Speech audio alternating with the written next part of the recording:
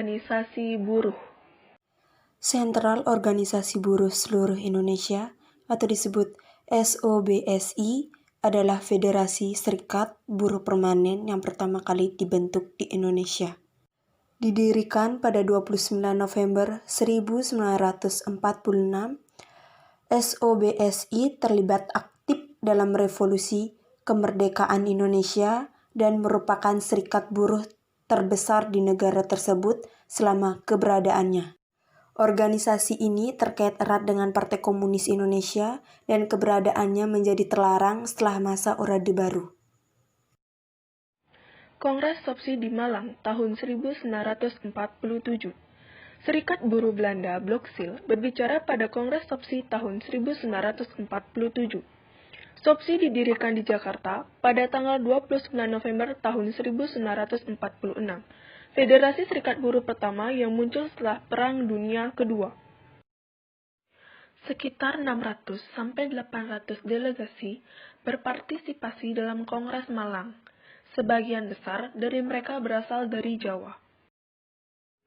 Salah satu delegasi mewakili Uni Demokrasi Indonesia dari Timor Barat. Tamu asing di Kongres Malang termasuk 2 warga Australia, Ted Roach dan Mike Haley, dan 2 anggota Serikat Buruh Belanda yaitu Blokzijl dari NH-Vakcentraal dan RKN Fietsbrief. JNG Surhoff dari Netherlands Verbond van Vakverenigingen dan Coopers Evers dalam kapasitasnya sebagai Wakil Ketua Federasi Serikat Pekerja Dunia menghadiri kongres juga. Rajni Tomovic dari Yugoslavia, Jan Laustissier dari Prancis, dan Olga Tektekina dari Rusia dari Federasi Serikat Pekerja Dunia juga hadir. Setelah pembentukan SOBSI, GSBI, Serikat Buruh Pusat membubarkan diri dan para anggotanya bergabung dengan SOBSI. SOBSI menjadi anggota dari Koalisi Sayap Kiri, sebuah kelompok sayap kiri. Setelah sayap kiri digantikan oleh Front Demokratik Rakyat, SOBSI bergabung dengan front itu. Kongres Malang mendapat perhatian yang signifikan dari pers Belanda, baik di Belanda dan di Batavia. Pers Belanda berpendapat bahwa Kongres SOBSI menunjukkan pengaruh komunis yang kuat dalam gerakan buruh di Indonesia. Pimpinan puncak organisasi yang baru terdiri dari Harjono sebagai ketua, wakil ketua yaitu Setiajid atau Ketua Partai Buruh Indonesia, dan wakil Perdana Menteri kedua di Kabinet Syarifudin, dan Sekretaris Jenderal Jono.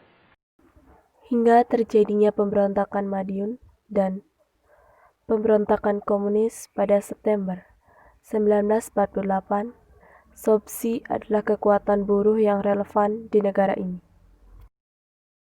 Ketika pemberontakan pecah di kota Madiun, beberapa pemimpin komunis SOBSI bergerak di bawah tanah. Banyak dari pemimpin SOBSI dibunuh atau pergi ke pengasingan ketika pemberontakan kemudian hancur. Ketua SOBSI Harjono dan Ketua Sarbupri Maruto Darusman dipenjarakan setelah pemberontakan dan dibunuh oleh tentara Indonesia pada Desember 1948.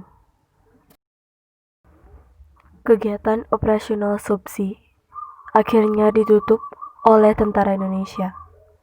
Dari 34 serikat pekerja afiliasi menarik diri dari SOBSI sebagai protes terhadap peran yang dimainkan oleh para pemimpin komunis dalam pemberontakan.